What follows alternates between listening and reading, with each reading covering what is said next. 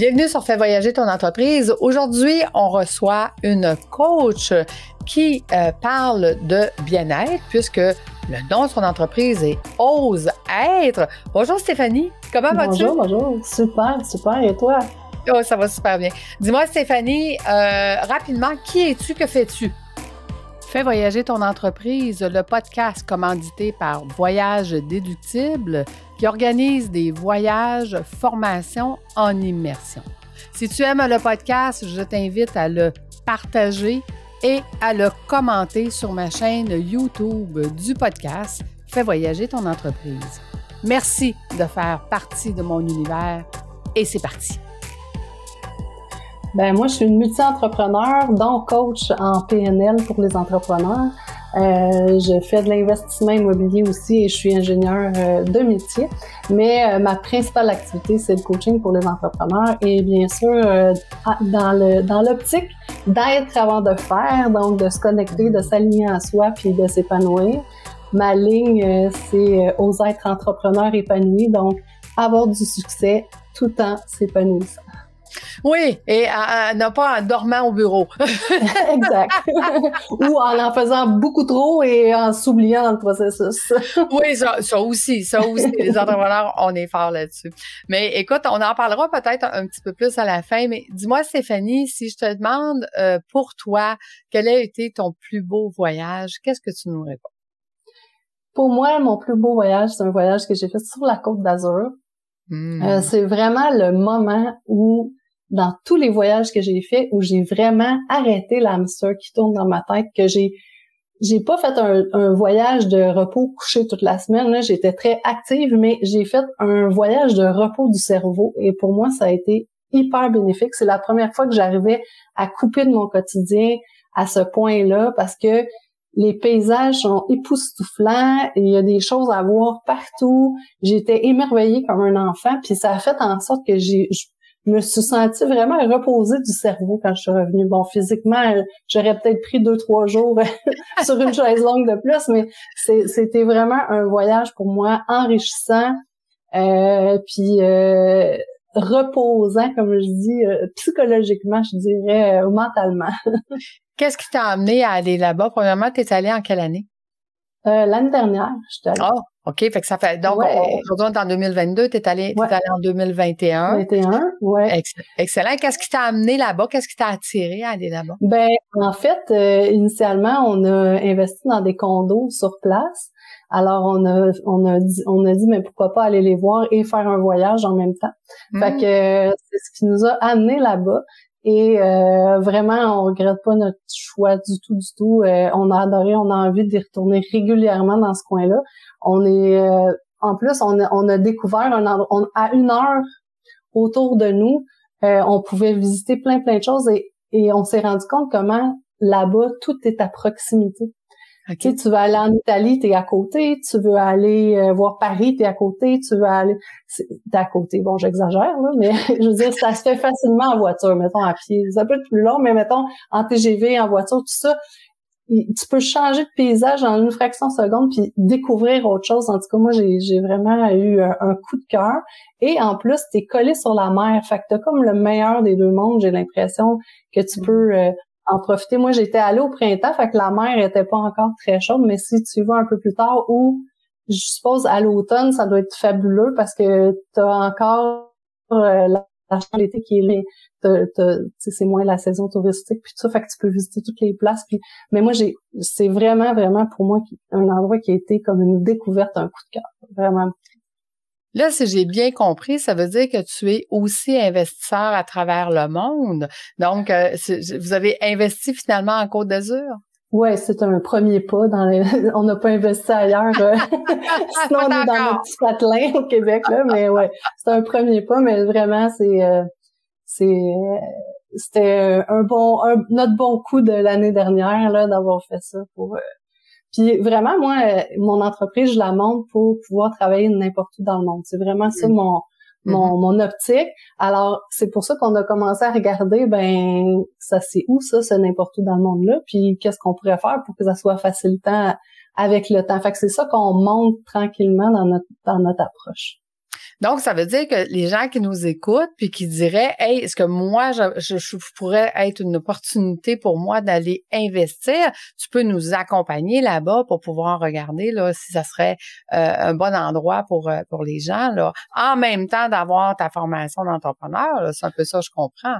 Ben, c'est sûr que je peux donner mon point de vue, mais je suis pas courtier, tu sais. Non, je comprends, mais quand même. Je suis vraiment pas dans cette optique-là, mais j'ai certaines connaissances, mais il reste que moi-même, j'ai été accompagnée par des gens qui se connaissaient dans la place, puis tout ça, fait que c'est vraiment, on est allé parce qu'on connaissait quelqu'un qui était allé, qui connaissait quelqu'un. C'est pas parce qu'on a fait des recherches qu'on a décidé d'aller là. Fait que je veux être tout à fait transparente et honnête, mais je pourrais quand même, avec ce que moi j'ai découvert, donner mon point de vue, donner mon feeling sur les endroits, ça c'est sûr. Mais tu sais j'ai pas développé non plus mes connaissances au point de pouvoir aiguiller vraiment sur l'investissement lui-même. Je serais pas rendue là, ça.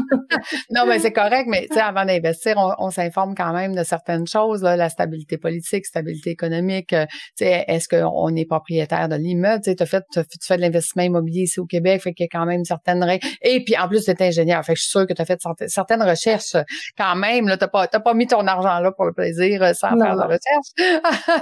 Fait que on peut avoir des conversations intéressantes en tous les cas. Mais dis-moi, si on repense à la Côte d'Azur, parce que pour moi, la Côte d'Azur, tu sais, quand on nomme ce mot-là, c'est des vacances, c'est pas un voyage, c'est plus des vacances, mais quand tu m'en parles, j'ai l'impression que c'est un voyage de découverte. Fait que, explique-nous un petit peu, justement, là, ce volet-là. C'est tout l'aspect médiéval, tu sais, il y a tellement d'histoires dans c'est pas juste la Côte d'Azur, là, c'est tout l'Europe, mais il y a tellement d'histoires, il y a tellement de choses à voir, mais le fait que c'est en bord de mer, le fait que t'as comme des paysages, mais en tout cas moi les paysages, ça va beaucoup me toucher là, pour moi quand c'est magnifique, on dirait que c'est ça qui m'émerveille. Puis tu sais, il y a des montagnes, il y a la mer, tu peux marcher en bord de mer tu sais, pendant des heures et des heures et des heures, ils ont fait des escaliers. Fait que c'est tout. Puis tu sais, je suis tout le temps émerveillée des bâtiments qui sont là.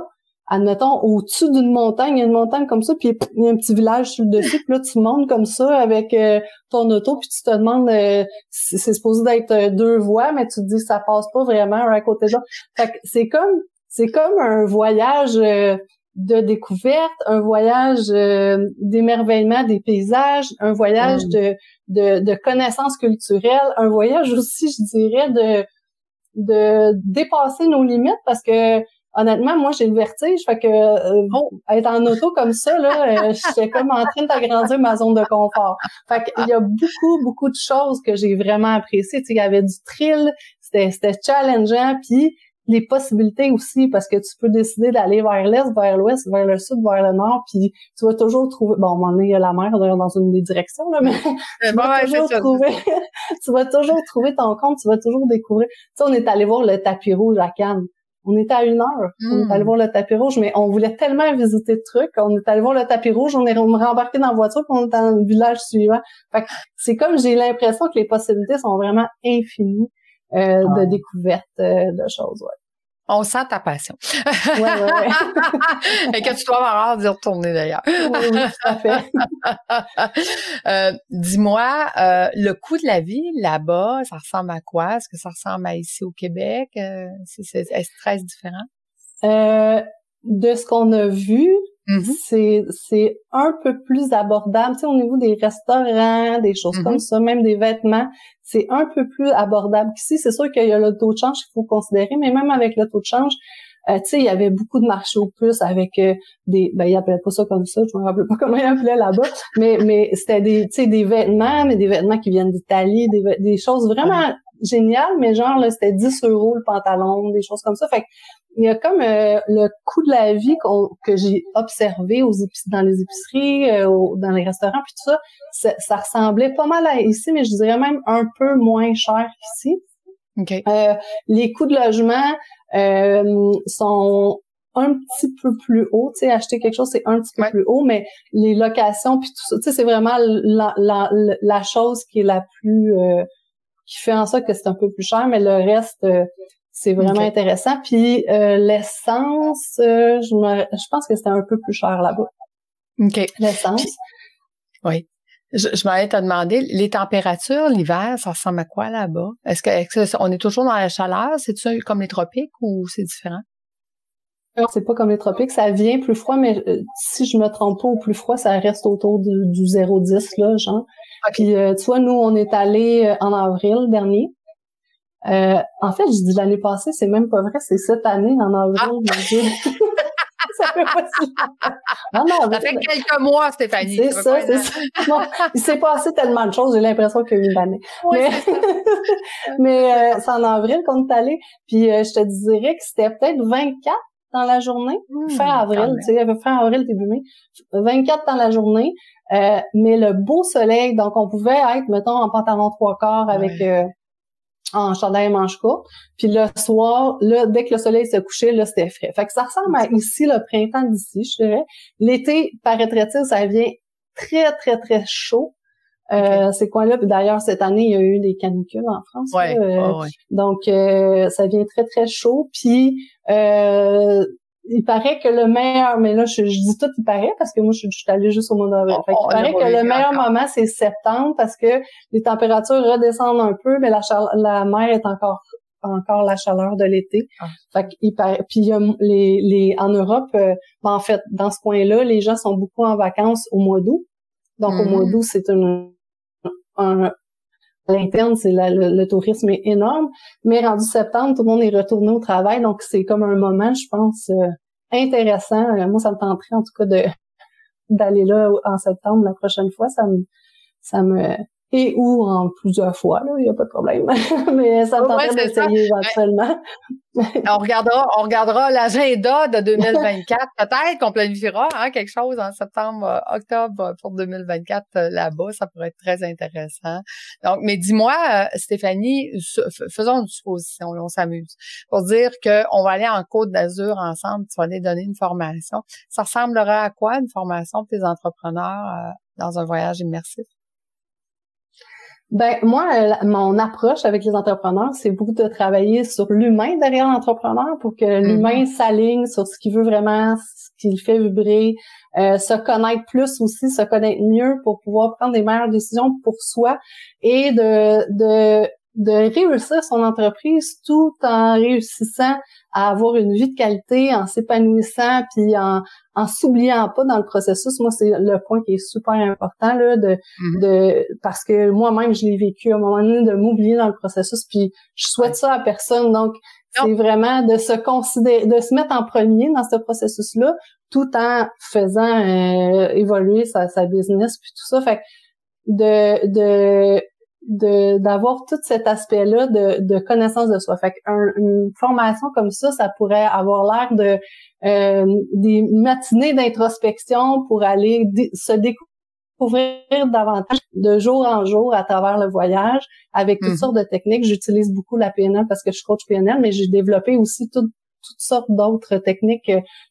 Moi, j'aime beaucoup apprendre, fait que je suis tout le temps en train d'apprendre puis de me dire mais je pourrais rajouter ça comme ça, puis je développe ma créativité en prenant une technique d'un l'autre là, je mets ça ensemble pour pouvoir que ça soit encore plus intense. Fait que ça ressemblerait beaucoup à de l'introspection, mais de l'introspection qui nous fait faire un pas de plus sur on se connaît mieux, on se sent plus décidé sur les actions qui nous semblent les meilleures à prendre, mais en faisant passer en premier. Et moi, je pense que si c'était sur la Côte d'Azur, je rajouterais des voyages de visite culturelle pour s'élever à travers ça c'est certain. Puis peut-être un peu de repos à travers ça. Tu sais, un bel équilibre de tout ça, parce que moi, j'étais allée un petit peu dans la visite continuelle, là, fait que à un moment donné, une journée de juste prendre du temps, ça serait bien. Puis, tu sais, faire des ateliers, échanger. Moi, j'aime le pouvoir du groupe, là. Je trouve que c'est tellement fabuleux, là. Fait que, c'est ça. Ben c'est ça l'immersion, hein. L'immersion, tu sais, j'arrive aujourd'hui, j'arrivais hier justement d'un voyage d'immersion, puis je demandais aux gens qui ont participé quel était votre plus cette semaine, puis c'était vraiment les connexions humaines. Tu sais, je veux dire, tout le monde était d'accord pour dire que ces connexions-là qu'on amène entre entrepreneurs, d'être capable de se challenger, de s'aider, de faire du co-développement, de partager, ça amène vraiment une autre dimension. Oui, c'est le fun en arrière des Zooms, mais les nouvelles tendances qui s'en viennent, c'est vraiment un mix des deux. OK? Donc, que les gens puissent faire les deux, avoir et le coach en présentiel, mais et le coach en Zoom, parce qu'on ne peut pas toujours se déplacer, c'est trop de temps. Mais l'équilibre des deux, effectivement. Tirer l'avantage des deux méthodes. Ah, tout à fait, tout à fait.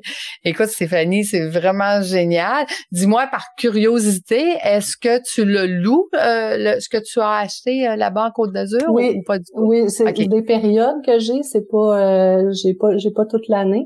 Donc, oui, je le loue au printemps. Puis en septembre aussi. Donc, j'ai mis toutes les chances de mon côté. J'ai pris une période en septembre. Donc, ouais. Fait que avril, mai, puis septembre, ouais.